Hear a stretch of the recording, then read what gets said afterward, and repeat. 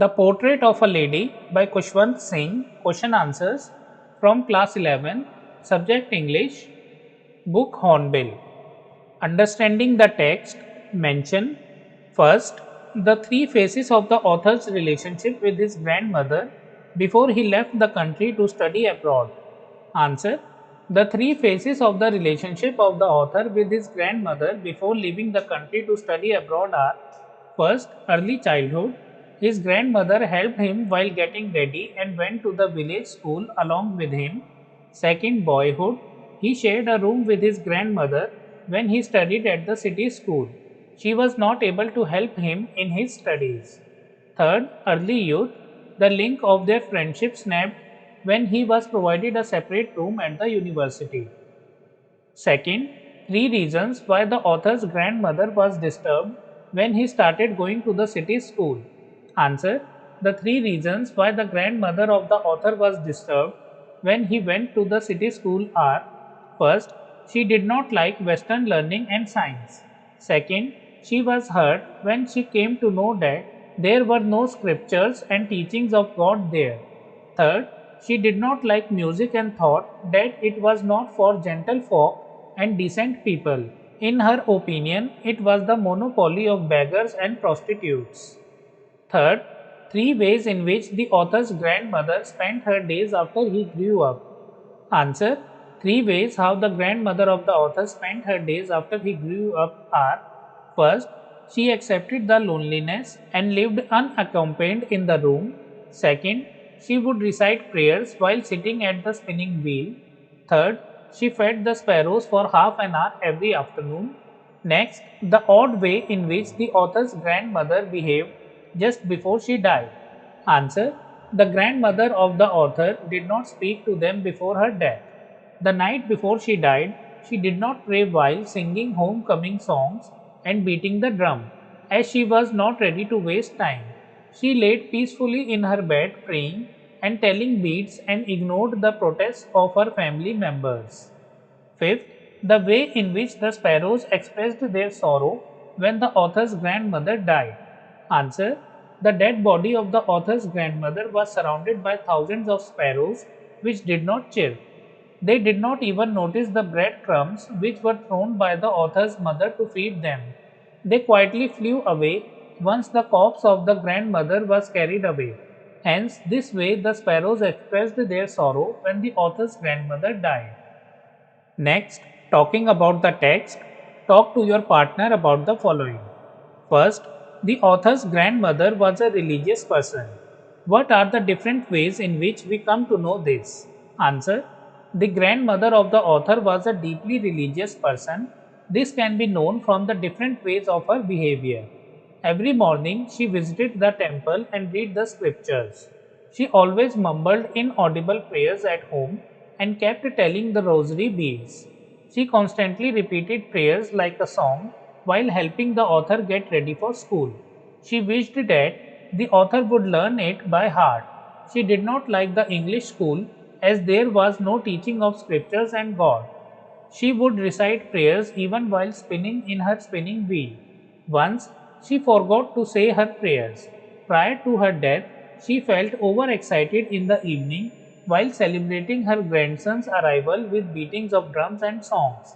She continued telling beads of rosary and praying till her last breath. Second, describe the changing relationship between the author and his grandmother. Did their feelings for each other change? Answer. The author was entirely dependent on his grandmother during his boyhood. She was an important part of his life. However, a turning point came in their friendship when they moved to the city. As he went to school by bus, she was not able to accompany him. She could not help him in his studies, though they shared the same room. She used to ask him what his teachers taught him and did not believe in the things which were taught at school. She was pained that he was not taught about scriptures and God. As music was being taught, she felt offended and expressed her disapproval silently. She rarely spoke to the author after this. The link of their friendship was snapped as he was given a separate room when he went to the university. However, their feelings towards each other did not change. They loved one another deeply. When he left the country and moved abroad for higher studies, she went to the railway station to send him off. She quietly kissed his forehead and showed no emotion. This was valued by the author as it was the last sign of physical interaction between them. After 5 years, when the author returned, she received him at the station. She clasped the author in her arms and celebrated his homecoming in the evening by beating an old drum and singing songs. Third, would you agree that the author's grandmother was a person strong in character? If yes, give instances that show this. Answer: yes, I agree that the grandmother of the author was a person with a strong character. She was a woman with strong beliefs. Though she was not educated formally, she was serious about the education of the author. She was not able to adjust herself to the Western lifestyle. English and science education. She did not like music and disapproved of its teaching in schools. She was a religious woman whose lips were always moving in a silent prayer and was telling the beads of her rosary. She daily went to the temple and read scriptures. When she got to know that there was no teaching of scriptures and God at New English School of Khushwant, she was distressed. She was a kind woman who used to feed the dogs in the village. She was feeding sparrows in the city. Though weak in body and old in age, she had a strong mind. She refused to talk to the family members before her death as she was not ready to waste her time. She wanted to make up the time she did not pray to God the previous evening. She laid peacefully in bed telling the beads of rosary and saying prayers until her last breath. Fourth, have you known someone like the author's grandmother? Do you feel the same sense of loss with regard to someone whom you have loved and lost? Answer: yes, my grandfather had looked after me and loved me deeply. Before retirement, he served in the army 20 years as a colonel. He was still smart and active when I was a school going kid. He was more interested in jogging, walking, and playing games outdoors. He used to inspire us by waking up early in the morning. He believed that a healthy body comes from a healthy mind. He taught us a few physical exercises followed by nourishing food and milk and asked us to study for some time before going to school. He used to inquire about what we had been taught at school in the afternoon. He helped us while doing our homework and supervised our writing, reading, and solving problems. He was gentle but firm and stressed on the building of good character and habits. When I left the country for higher studies, he passed away. When I see his photograph on the wall, a sense of loss fills my heart. But his looks cheer me to stay strong and fight the struggles of life. Next, thinking about language. First, which language do you think the author and his grandmother used while talking to each other? Answer: the grandmother of the author was not educated. I think the author and his grandmother used Punjabi, which was their mother tongue, while talking to each other. Second, which language do you use to talk to elderly relatives in your family? Answer: the elderly relatives in my family are well versed in Hindi and English. I greet them in English and converse with them in Hindi. Third, how would you say a dilapidated drum in your language? Answer: Pata Purana Dhol is the expression used to say a dilapidated drum in my language. Fourth, can you think of a song or a poem in your language that talks of homecoming? Answer: there are numerous poems and folk songs that sing of the exploits of the brave warriors. All these talks of the homecoming of the warriors after winning a war. Working with words. First, notice the following use of the word tell in the text. First, her fingers were busy telling the beads of her rosary. So here, telling. Second, I would tell her English words and little things of Western science and learning. Here, tell. Third, at her age one could never tell. Here, tell. Fourth, she told us that her end was near. Here, told. Given below are 4 different senses of the word tell. Match the meanings of the uses listed above. First, make something known to someone in spoken or written words. Answer: first, telling the beads, count while reciting. Second, tell her. meaning give information to somebody. Third, one could never tell, meaning be sure. Fourth, told us, make something known to someone in spoken or written words. Second, notice the different senses of the word take. First, to take to something means to begin to do something as a habit.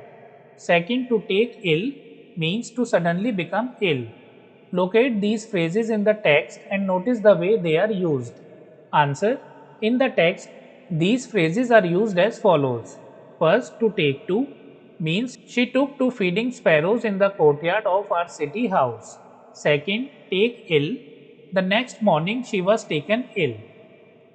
Third, the word hobble means to walk with difficulty because the legs and feet are in bad condition. Tick the words in the box below that also refer to a manner of walking. Answer: the words in the box that also refer to a manner of walking are shuffle, stride, swagger, waddle, trudge. Next, noticing form. Notice the form of verbs italicized in these sentences. My grandmother was an old man. She had been old and wrinkled for the 20 years that I had known her.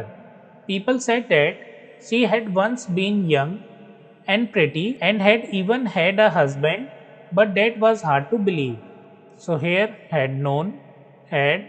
Second, when we both had finished, we would walk back together. Third, when I came back, she would ask me what the teacher had taught me. Fourth, it was the first time since I had known her that she did not pray. Fifth, the sun was setting and had lit her room and veranda with a golden light. These are examples of the past perfect forms of verbs. When we recount things in the distant past, we use this form. Notice the form of verbs highlighted in the sentences below. First, they had already reached their destination when the rain came. Second, before she left me, we had worked together for 6 months on that project. Third, the teacher had explained the poem twice to help students understand it well. Fourth, since I had lived there, it was the first time it began to rain. Fifth, the full moon in the sky had scattered its light everywhere. Next, things to do. Talk with your family members about elderly people who you have been intimately connected with and who are not there with you now. Write a short description of someone you liked a lot. Answer: my grandfather. I was 11 years old when I lost my grandfather, but I still remember him. I liked him a lot and he loved me affectionately.